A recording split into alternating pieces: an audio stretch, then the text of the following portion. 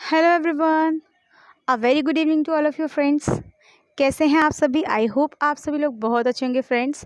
आज सभी का हार्दिक स्वागत है दोस्तों आपके अपने चैनल एजुकेशन विद रानी शुक्ला में फ्रेंड्स। आज हम डिस्कस करेंगे बहुत ही इंपॉर्टेंट टॉपिक जिसका नाम है हरित क्रांति यानी कि ग्रीन रिवॉल्यूशन। ग्रीन रिवॉल्यूशन से आप क्या समझते हो? ग्रीन रिवॉल्यूशन के पॉजिटिव एस्पेक्ट क्या है, ग्रीन रिवॉल्यूशन के नेगेटिव एस्पेक्ट क्या है, इससे किन लोगों को फ़ायदा हुआ, किन स्टेट्स को फ़ायदा हुआ, ठीक है, ये क्यों किया गया, इसके जनक कौन थे। ये सारे क्वेश्चंस जो हैं फ्रेंड्स, अगर हम ग्रीन रिवॉल्यूशन का नाम लेते हैं तो हमारे माइंड में बहुत सारे क्वेश्चन जो हैं वो पुट ऑन होते हैं, राइट्स। तो अब इन सारे क्वेश्चंस को जानने के लिए क्या करेंगे, हम इसे पढ़ेंगे और मैं आपको समझाऊंगी कि ग्रीन रिवॉल्यूशन क्या होता है, क्योंकि फ्रेंड्स ये क्वेश्चन काफ़ी इंपॉर्टेंट है और हो सकता है आपके एग्ज़ाम में आ जाए।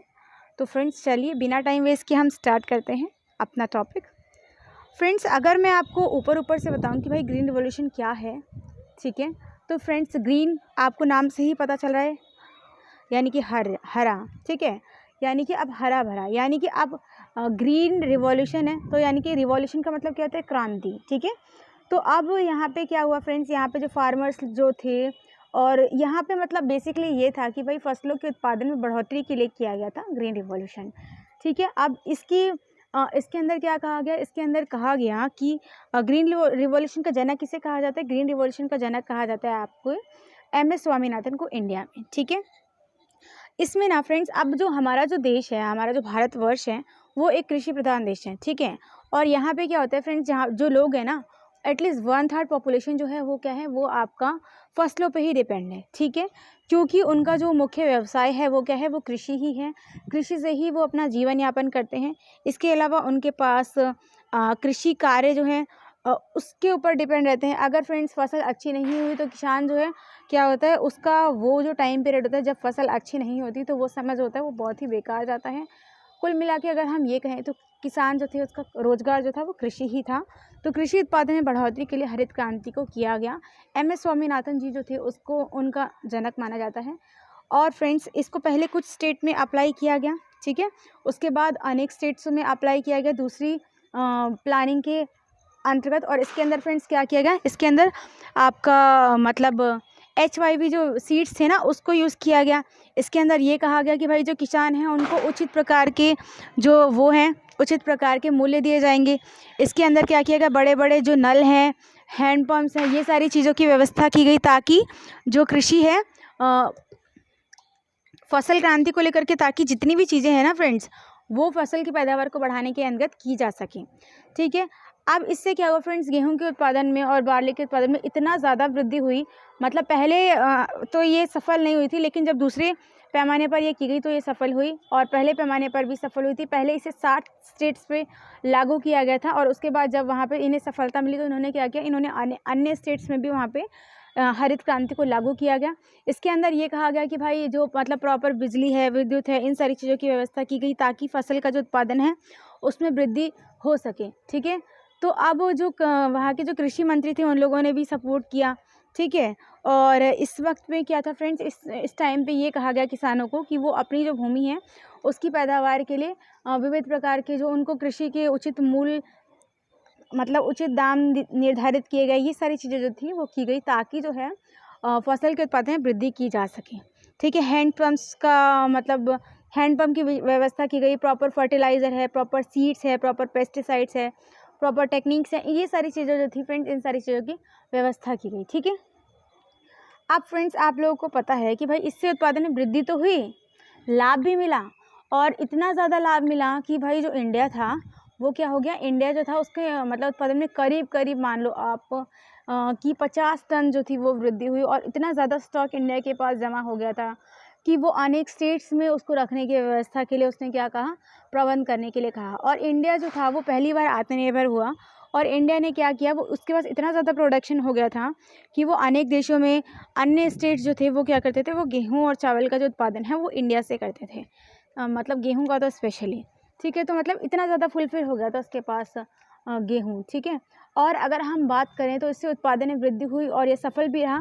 लेकिन अगर हम इसके नेगेटिव आस्पेक्ट की बात करें फ्रेंड्स, तो नेगेटिव आस्पेक्ट क्या था, इसके अंदर हमें ये देखने के लिए मिलता है कि इसका लाभ जो था ना वो सिर्फ अमीर और गरीबों के बीच जैसे चौड़ी खाई उत्पन्न हो जाती है, तो इसका लाभ सिर्फ अमीर लोगों को हुआ। अमीर लोग जो थे वो और अमीर होते चले गए और जो गरीब लोग थे ना फ्रेंड्स, वो और गरीब होते चले गए। क्यों? क्योंकि आप जानते हो, जैसा कि मार्क्स कहता है हमेशा कि समाज में दो वर्ग हैं, एक है आपका मजदूर और एक है आपका पूंजीपति वर्ग। ठीक है, जो हमेशा से पूंजीपति वर्ग होता है, अमीर और जो गरीब वर्ग होता है, जो हमेशा से पूंजीपति वर्ग होता है, यानी कि हैव्स और हैव्स नॉट। हैव्स कौन होता है? हैव्स वो होता है जिसके पास सारे संसाधन हैं, जिसके पास पूंजी पर आधिपत्य है। बट हैव नॉट्स में वो आते हैं जिनके पास कोई भी संसाधन नहीं है, जो डिपेंड रहते हैं, जो बेचारे कर्जदार किसान होते हैं, जो दूसरों की भूमि पर खेती करते हैं, ये आते हैं। तो फ्रेंड्स, अब इसका जो लाभ था ना, वो आपके हैव्स वाले लोगों को हुआ, जिनके पास खुद की प्रॉपर्टी थी, जिनके पास पैसा था लगाने के लिए, जिनके पास प्रॉपर टेक्नोलॉजी थी, जिनके पास खुद की भूमि थी। ठीक है, यानी कि अगर हम कुल मिलाकर के बात करें तो इसका जो लाभ था वो सिर्फ अमीर वर्ग के लोगों को हुआ। बट जो गरीब तबके का जो किसान था उसको इसका कोई भी लाभ नहीं हुआ, बल्कि जो आम किसान था वो क्या हो गया, उसकी जो ज़मीन का जो टुकड़ा था वो भी उसे छीन गया। और अगर वो जो मज़दूर था वो अगर खेती करता भी, ठीक है, तो वो उसके पास ना तो मतलब उसके पास ना तो HYV बीट मतलब सीड जो थे, और ना ही उसके पास प्रॉपर फर्टिलाइज़र थे, ना ही उसके पास प्रॉपर पेस्टिसाइड्स थे, बल्कि वो कौन से मेथड से खेती करता था? Conventional method. ठीक है, तो उसके पास न्यू टेक्नोलॉजी लेने के लिए पैसे नहीं थे। और अगर वो किसान जो था वो अगर भाई पैसे लेता भी तो क्या होता? तो वो ऋण में दब जाता, कर्ज में दबता चला जाता। ठीक है, अब जो बड़े बड़े जो भूमि धारक थे, जो बड़े बड़े पूंजीपति वर्ग के जो लोग थे, उन्होंने क्या किया, जो कृषक वर्ग था उसकी जो छोटी सी ज़मीन का टुकड़ा भी था उसके उचित मूल्य निर्धारित करके उसको दे दिया और उसकी ज़मीन पर अपना आधिपत्य स्थापित कर लिया, ताकि वो भूमि के उस टुकड़े पर भी खेती कर सके। ठीक है, तो जो गरीब किसान था वो बेचारा क्या हो गया, वो अपनी उस भूमि के टुकड़े से भी दूर होता चला गया। वो बेचारा कर्ज, जिस भूमि पर उसका जो जीवन था वो पूरा डिपेंड था, वो ज़मीन भी उसे छीनती चली गई। और जो गरीब किसान था उसको इसका कोई भी लाभ नहीं हुआ। इवन ये हुआ कि हरित क्रांति ने लोगों से उनका जो मतलब, अगर हम ये कहें कि कुछ कृषक वर्ग जो थे उनका जो रोज़गार था वो भी छीन लिया। इसका लाभ सिर्फ उन स्टेट्स को ही मिला जो फुलफिल थे। बहुत सारे स्टेट्स ऐसे भी थे जो इसके लाभ से वंचित रह गए, या फिर बहुत सारे स्टेट्स ऐसे भी थे जहाँ पे ये पहुँच ही नहीं पाया, या फिर बहुत सारे स्टेट ऐसे भी थे जहाँ पर हरित क्रांति का जो था लाभ नहीं मिला और वहाँ पे हरित क्रांति जो थी वो विफल रही। ठीक है, कुल मिलाकर के हमें यही देखने के लिए मिलता है कि जो हरित क्रांति थी ना, उसका लाभ जो था वो सिर्फ पूंजीपति वर्ग को होता है, स्वामित्व जिनकी खुद की प्रॉपर्टी थी उनको होता है, बट जिनकी खुद की प्रॉपर्टी नहीं थी उनको इसका कोई भी लाभ नहीं हुआ। आम किसान जो था वो इतना ज़्यादा कहें हम कि इतना ज़्यादा विवश हो गया कि कई किसानों ने तो आत्महत्या और ये सारी चीज़ें भी कर ली थी, क्योंकि अगर भाई बारिश नहीं होती तो किसानों की जो फसल थी वो सारी ख़राब होती चली जा रही थी। किसान जो था वो बेचारा कर्ज के उस पर दबता चला जा रहा था, क्योंकि जो सेकेंड वर्ल्ड वॉर था उसके बाद जो देश की स्थिति थी वो बहुत ज़्यादा ख़राब थी। आर्थिक व्यवस्था जो थी वो बहुत ज़्यादा चरमरा गई थी, और द्वितीय विश्व युद्ध के बाद ही ग्रीन रिवॉल्यूशन जो था उसकी स्थापना की गई। पंचवर्षीय योजना जो थी, अगर हम बात करें तृतीय पंचवर्षीय योजना जो थी, तो उसके मूल्यांकन ने ही यह स्पष्ट किया कि अगर भारत जो है वो खाद्यान्न के क्षेत्र में आत्मनिर्भर होना चाहता है तो उसे उत्पादन की अंधाधुंध विधि जो है उसका प्रयोग करना पड़ेगा। ठीक है, तो अब कृषि क्षेत्र जो था इसके अंदर जो संकट था ना, इसके समाधान के लिए प्रॉपर टेक्नोलॉजी, इन सारी चीज़ों की ज़रूरत थी, और आम किसान जो था ना वो इन सब को कहाँ से लाता। ठीक है, तो कृषि विकास की जो नीति थी ना, ये जो नई नीति थी जो तैयार की गई थी, इस नीति को ही हरित क्रांति कहा जाता है। ठीक है, और भारत ने 1966 से 67 में कृषि के उत्पादन में परिवर्तन आरंभ किया। इसके अंदर क्या किया गया, अब आप लोगों ने ये समझ लिया भाई इसका ओवरऑल एस्पेक्ट। ठीक है, अब कृषि संकट क्यों किया गया, मतलब ये जो हरित क्रांति थी, भारत में जब कृषि संकट उत्पन्न हो गया था तो उसकी समस्या का समाधान करने के लिए इसको लाया गया 1966 से 67 में। ठीक है, ताकि जो कृषि है उसकी प्रॉपर टेक्नोलॉजी जो है, प्रॉपर फर्टिलाइज़र जो है, प्रॉपर पेस्टिसाइड्स जो है, इन सारी चीज़ों का प्रयोग किया जा सके, ताकि जो उत्पादन है उसके अंदर वृद्धि की जा सके। ठीक है, इसे ही हरित क्रांति के नाम से जाना जाता है। हरित क्रांति के पहले चरण में क्या हुआ, जो कृषि जिला कार्यक्रम था इसे अपनाया गया। 3 जिले जो थे, मध्य प्रदेश, रायपुर, बिहार के शाहाबाद और उत्तर प्रदेश, वहाँ पे अलीगढ़ में प्रारंभ किया गया। इसे बाद में इसको 16 स्टेट्स जो थे वहाँ पे 16 जिले जो थे उसमें फैलाया गया। ठीक है, अब अगर हम बात करें कि भाई हरित क्रांति जो थी उसके मुख्य तत्व क्या थे, तो इसके अंदर पहली बात तो ये थी कि भाई अधिक उपज वाली किस्म जो है इसके उपयोग पर बल दिया गया। ठीक है, अब 1982 से 83 में क्या किया गया, 4 करोड़ 77 लाख हेक्टेयर भूमि जो थी वो लागू की गई। इसके अंतर्गत क्या किया गया, धान, गेहूँ, मक्का, ज्वार, बाजरा, ये 5 फसलें जो थी इनके चयन किए गए। ठीक है, अब अगर हम बात करें तो गेहूँ जो है इसकी मैक्सिकन किस्म जो है, ठीक है, इसमें आपका आ जाता है अर्जुन है, गेलाजा है, ये सारी चीज़ें। ठीक है, अब 1990 से 91 में क्या किया गया, चावल, गेहूँ, बाजरा, मक्का, दाल, इन सारी चीज़ें जो थी, इन सारी चीज़ों के उत्पादन पर बल दिया गया। ठीक है, अब ये सहकारिया ज़मीन जो थी ना, इसकी ज़मानत पर रखकर ऋणों जो थे उसको दिए जाने पर जोर दिया जाता था। ठीक है, अब आपने ये पढ़ लिया क्या था। ठीक है, मतलब अच्छी किस्म वाली, अच्छी उपज वाली जो किस्म थी उस पर बल दिया गया। ठीक है, सेकंड था आपका बहुफसल, यानी कि अधिक उपज देने वाली जो किस्में होती है ना, उसके साथ साथ इन्होंने क्या किया, इन्होंने बहुफसल कार्यक्रम जो था इसको भी अपनाया। ठीक है, ताकि जो है क्या हो, थोड़े समय में पक कर के जो फसल है वो तैयार हो जाए। ठीक है, और थोड़े समय में इसको बोया जा सके। धान है, मक्का है, ज्वार है, बाजरा है, ये सारी जो सब्जियां हैं ना, ये अल्प अवधि वाली होती हैं। इनकी किस्में जो है इनको विकसित किया जा सके। ठीक है, फसलों में परिवर्तन के लिए क्या किया गया, न्यू न्यू टेक्नोलॉजीज़ है, न्यू न्यू मेथड्स जो हैं, इन सारी चीज़ों को अप्लाई किया गया। ठीक है, ये सारी चीज़ें हम देख सकते हैं। नेक्स्ट है आपका यांत्रिक मेथड, यानी कि अब देश भर में जो कृषि जो थी उसकी उपज में वृद्धि करने के लिए क्या किया गया, कृषि कार्य जो थे और उसमें बहुत समय से निरस्ता जो थी उसको कम करने के लिए क्या किया गया, सामाजिक आर्थिक असमानता जो थी उसको दूर करने के लिए क्या किया गया, जो प्रॉपर मशीन्स जो हैं किसानों को उपलब्ध कराने के लिए, मैकेनिकल खेती जो है, फार्मिंग जो है उसको बेहतर बनाने के लिए जो ट्रैक्टर है, कृषि है, मशीनें हैं, उन सबको किसानों को जो है प्रोवाइड करने के लिए क्या किया गया, ऋण और सहायता प्रदान की गई।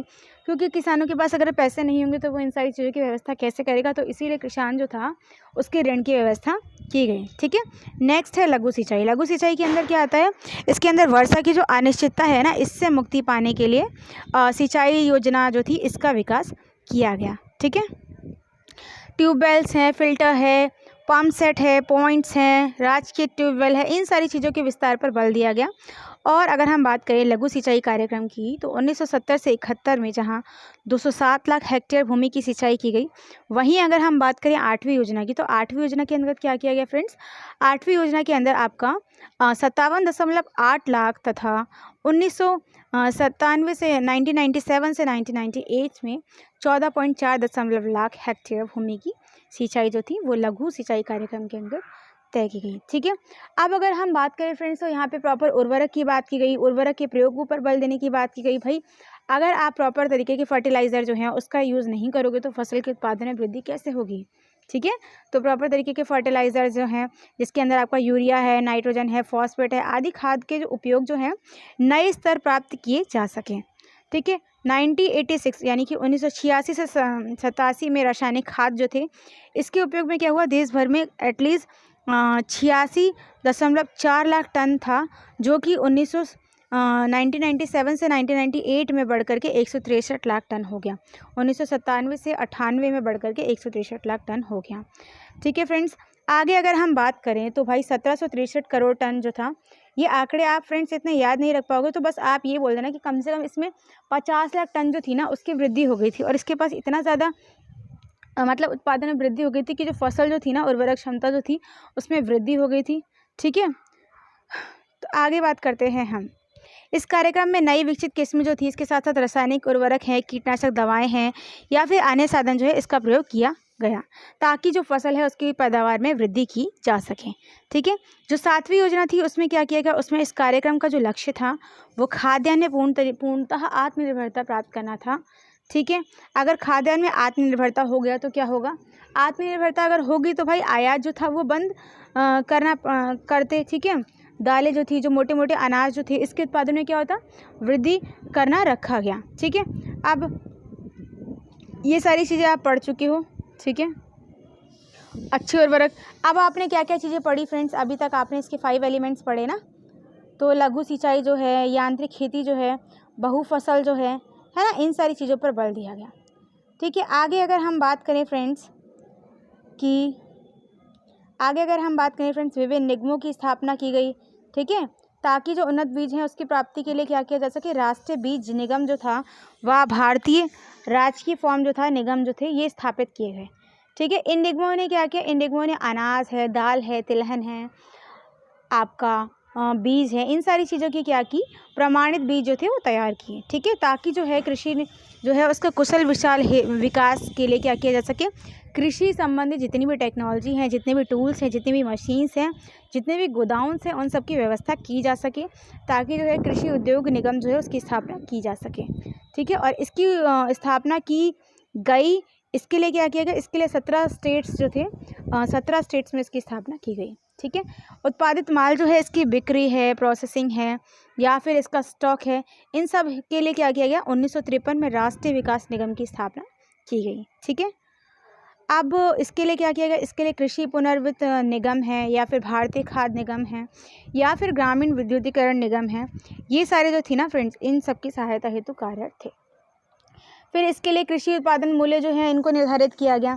ठीक है, ताकि जो है किसान उनको शोषण से मुक्ति पाई जा सके, मुक्ति दिलाई जा सके। ठीक है, मूल्य जो है उसमें गिरावट करने के लिए सुरक्षा प्रदान करने हेतु सरकार ने क्या किया, उचित मूल्यों की गारंटी दी। ठीक है, अब ताकि क्या किया जा सके, ताकि जो कृषि मूल्य है, कृषि मूल्य आयोग जो है, इसके द्वारा कृषि उपज की वसूली की जा सके और खरीद मूल्य जो है उसको समय समय पर बढ़ाया जा सके।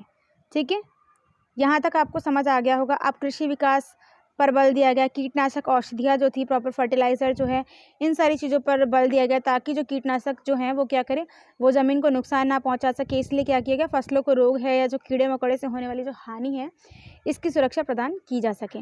पौधों के संरक्षण के लिए क्या किया जा सके, कीटनाशक जो दवाएँ हैं उसका छिड़काव किया जा सके। इस उद्देश्य से क्या किया गया, पौधे संरक्षण निदेशालय की स्थापना की गई।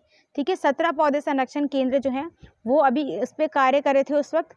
ठीक है, और 7वीं योजना जो थी उसके अंदर क्या किया गया, पौधे संरक्षण जो नीति थी इसका प्रयोग किया गया। ठीक है फ्रेंड्स, अब ये जो डेट्स हैं ये आपको अगर याद ना हो तो आप इसे छोड़ सकते हो। ज़रूरी नहीं है कि आपको हर चीज़ एग्जैक्ट लिखनी ही है, कुछ चीज़ें आप अपने आप बना के भी लिख सकते हो और पॉइंटेड कर सकते हो। भूमि सुधार पर बल दिया गया, इसके अंदर जमींदारी और जागीरदारी जो प्रथा थी इसका उन्मूलन कर दिया गया। ठीक है, 20 सूत्र जो कार्यक्रम था या भू सुधार कार्यक्रम जो था, इस पर बल दिया गया। ठीक है, पशुपालन जो था इसके विकास पर बल दिया गया। ठीक है, ये सारी चीज़ें जो थी फ्रेंड्स ये आप लोगों ने देख ली। अब अगर हम नेक्स्ट वीडियो में हम पढ़ेंगे कि हरित क्रांति का प्रभाव क्या रहा, और जैसा कि मैंने आप लोगों को बता दिया कि इसका प्रभाव क्या था और इसमें हम क्या क्या सुझाव दे सकते हैं। मैंने आप लोगों को समझा दिया था कि भाई इसका जो लाभ है वो सिर्फ अमीर वर्गों को हुआ। ठीक है, क्योंकि जो गरीब वर्ग था उसको लाभ नहीं हुआ, क्योंकि उसके पास प्रॉपर संसाधन नहीं थे, प्रॉपर टेक्नोलॉजी नहीं थी, इतना पैसा नहीं था कि वो प्रॉपर टूल की व्यवस्था कर सके, प्रॉपर टेक्निक्स की व्यवस्था कर सके। फर्टिलाइज़र है, पेस्टिसाइड्स है, इन सारी चीज़ों को लेने के लिए उसके पास उचित जो पैसे जो थे ना, मूल्य जो था वो नहीं था।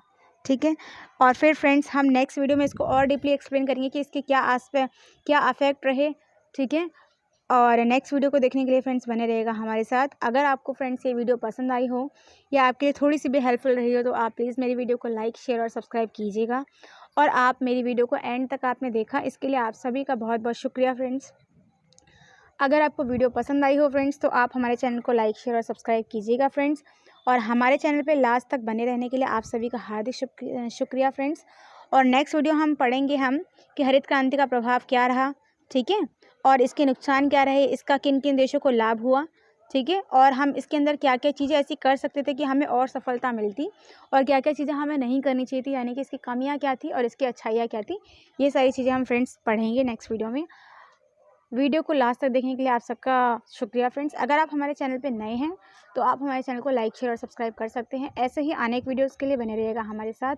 अगर फ्रेंड्स आपको कोई और क्वेश्चन चाहिए हो या अगर आप चाहते हैं कि मैं किसी और क्वेश्चन पे वीडियो बनाऊं फ्रेंड्स, तो आप मुझे मैसेज कर सकते हैं कमेंट बॉक्स में, और मैं आपके टॉपिक जो भी आपको ज़रूरी है उस पर वीडियो ज़रूर बनाऊँगी। आप बस एक मैसेज कर दीजिएगा। Thanks for watching my video friends. Take care, have a nice day.